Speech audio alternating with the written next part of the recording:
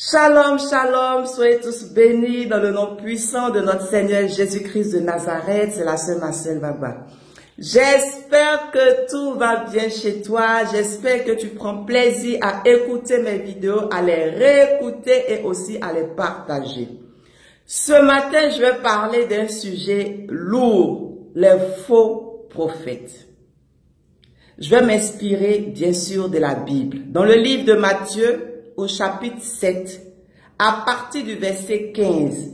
Matthieu 7, à partir du verset 15. Le titre de ce chapitre, dans la Bible, les faux prophètes. Et oui, c'est mentionné dans la Bible.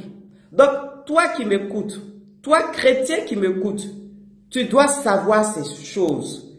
Tu dois augmenter ta connaissance. Parce que malheureusement, c'est écrit dans la parole de Dieu que dans les derniers temps, même les élus seront séduits.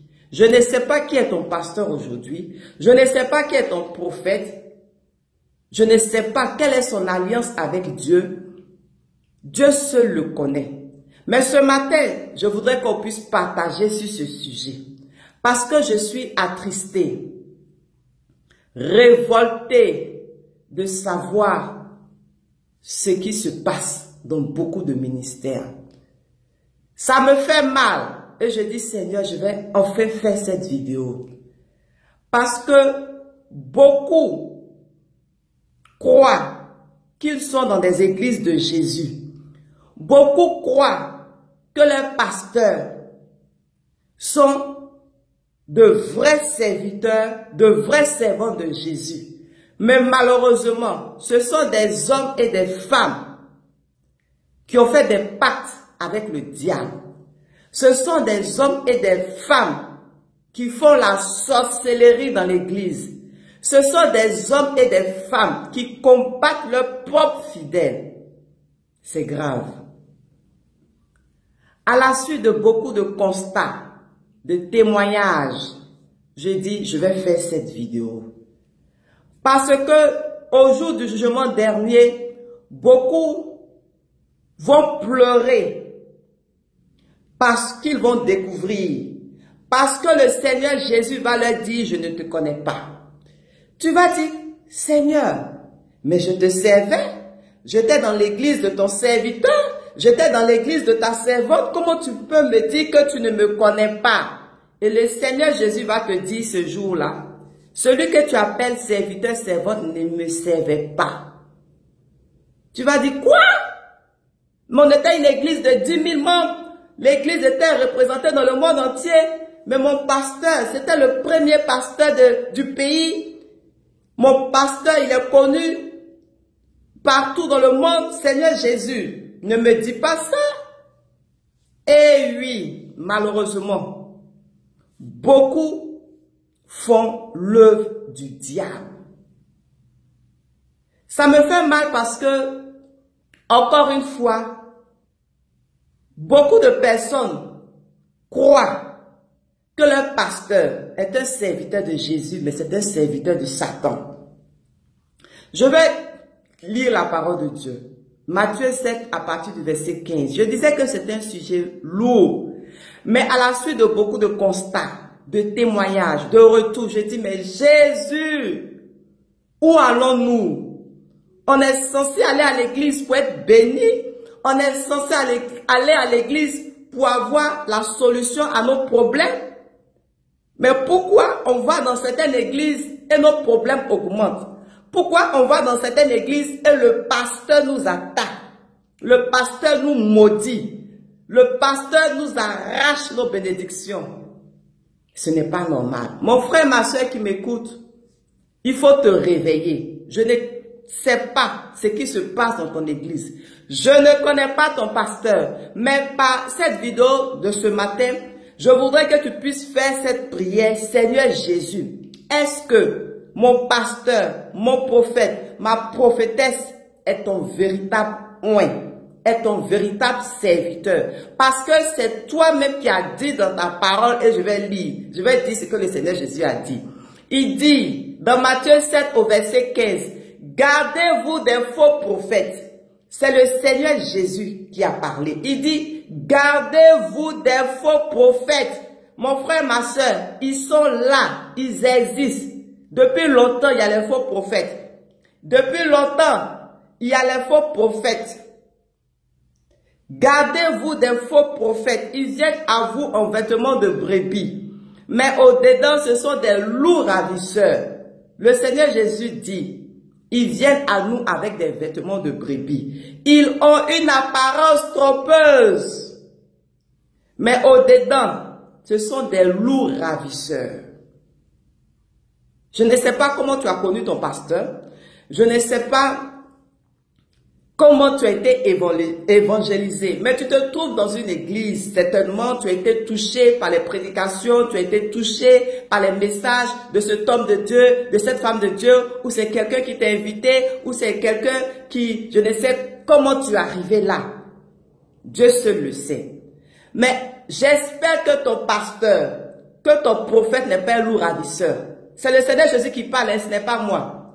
Il dit, ils viennent à nous en vêtements de brebis. On les voit, ils ont l'apparence d'être humbles, doux, calmes. Mais au-dedans, ce sont des loups ravisseurs. Hier, je regardais sur Internet, j'essayais d'en savoir plus sur les loups. Je dis, mais pourquoi le Seigneur Jésus compare les faux prophètes aux loups? Et je découvre que les loups sont des carnivores. Des loups mangent un peu de tout. Donc, quand le Seigneur dit, au-dedans, ce sont des loups ravisseurs, ce sont des personnes qui détruisent tout. Ils détruisent la vie de leurs fidèles, la vie des membres de leur église, la vie des personnes qui trouvent sur leur chemin. C'est ça, le loup ravisseur. Ensuite, le Seigneur Jésus dit, vous les reconnaîtrez à leurs fruits. Cueille-t-on des raisins sur des épines ou des figues sur des chardons? Est-ce qu'un jour, tu as pris la décision d'examiner la vie de ton pasteur, de ton prophète? Parce que le Seigneur Jésus dit, on doit les reconnaître. Est-ce que ton pasteur produit de bons fruits? Ou est-ce que ton pasteur produit de mauvais fruits? Est-ce qu'un jour tu t'es assis pour réfléchir? Parce qu'il ne faut pas être dans une église, si je peux dire bêtement. Dieu nous a donné un cerveau, il nous a donné une intelligence, mais est-ce qu'on utilise cela? Parce que le Seigneur Jésus nous dit, vous allez les reconnaître. Est-ce que toi tu as déjà reconnu un faux prophète? Tu me diras, Marcel, ça ne m'intéresse pas. Mon pasteur prêche Jésus le dimanche, c'est suffisant. Beaucoup disent Jésus, mais au-dedans, ce sont des loups ravisseurs. Depuis que tu es membre de ton église, est-ce que tu as déjà fait un bilan de ta vie? Pourquoi je le dis? Malheureusement, des frères et des sœurs sont dans des églises depuis des mois et des années. Dans l'église, ils ont perdu leur travail. Ils ont perdu leur foyer. Ils ont même perdu leur maison. Ils sont encore dans l'église. Ça ne va pas. Les enfants sont toujours malades. Problème par-ci et là. Ils servent Dieu. Certains même attrapent le sac du pasteur. Certains même dorment dans la maison du pasteur. Mais ils sont attaqués de partout. Cauchemar sur cauchemar. Problème sur problème. Combat partout. Et ton pasteur, il est là. Qu'est-ce qu'il fait pour toi? Parce que la Bible dit qu'il doit prendre soin des âmes. Donc, toi, qu'est-ce que ton pasteur fait pour que ta vie s'améliore? Tu es aveuglé, tu es envoûté, les mois passent, les années passent, tu te dis non, c'est Dieu qui le veut. Dieu ne veut pas ton malheur. Même quand Dieu permet que le diable te frappe, comme ce fut le cas de Job, c'est pour un temps. Mais toi, depuis des années, tu n'avances pas. Tu es venu en Europe ici. Rien n'évolue dans ta vie. Celui même que tu as laissé au pays là, il a évolué. Mais toi, tu n'as rien, aucune réalisation. Et tu dis, tu sais Dieu. Tu dis, tu es dans une église. Tu dis, tu es le fils, la fille spirituelle de temps. Mais ta voisine même qui est païenne là, elle brille. Ton voisin qui est païen brille. Est-ce que c'est normal? Pose-toi des questions. ce serviteur de Dieu t'apporte quoi? Depuis que tu es en contact avec ce pasteur, avec ce prophète, avec cette prophétesse, qu'est-ce qui a changé positivement dans ta vie? Pourquoi encore je fais cette vidéo? Je vais insister, j'ai eu trop de retours, trop de témoignages. Je dis Seigneur, trop c'est trop. On va à l'église pour être béni, on va à l'église pour être délivré, on va à l'église pour être libéré, on va à l'église pour être heureux, on va à l'église pour s'approcher de Dieu. Mais comment des pasteurs peuvent maudire leurs fidèles? Mon frère, ma soeur, le Seigneur Jésus dit, tu vas les reconnaître par leurs fruits. Quand ils t'ont des raisins sur tes épines, comment ton pasteur, ton prophète, ta prophétesse peut maudire les membres de son église sur la chair? Depuis que je lis la parole de Dieu, là, je n'ai pas encore vu que Jésus a maudit ses disciples, maudit un de ses disciples. Non, je n'ai pas vu ça. Comment un homme de Dieu, une femme de Dieu, peut maudire ses fidèles? Ça, c'est un signe que mon frère, ma soeur, tu n'es pas à la bonne place. Parce que ce pasteur, un jour, va te maudire. Ton père et ta mère t'ont pas maudit. Et lui, elle est seule pour te maudire. Hein? Tu es venu à l'église là, c'est pour avoir problème. Tu es venu à l'église là, c'est pour avoir problème. Comment un pasteur peut envier son fidèle? Comment un pasteur peut envier le toit de son fidèle, le foyer de son fidèle, le conjoint de son fidèle et même les enfants de son fidèle? Où allons-nous? Si tu as décidé d'être pasteur, d'être prophète, d'être prophétesse, Dieu t'a appelé, tu as dit oui. Tu as dit oui, hein? C'est pas ton fidèle qui t'a dit, il faut dire oui. Donc si dans ta vie, tu constates qu'il y a des retards, des blocages, emprunte-toi à Dieu, mais pas aux fidèles. C'est Dieu qui bénit. Mais comment un pasteur peut se lever pour éteindre l'étoile d'un fidèle, pour maudire un fidèle, pour casser le foyer d'un fidèle, pour mélanger la vie d'un fidèle? Mais c'est la sorcellerie. Et ça, c'est l'œuvre des faux. Ça, c'est l'œuvre des faux. Il y en a plein. Mon frère et ma soeur, je fais cette vidéo pour que tu commences à réfléchir. La Bible dit, le Seigneur Jésus dit, tu dois les reconnaître. Tu dois les reconnaître par leurs fruits. Galates 5 nous parle des fruits de l'esprit, la douceur, la maîtrise de soi. Tu es un pasteur qui est colérique, nerveux. Ce n'est pas normal.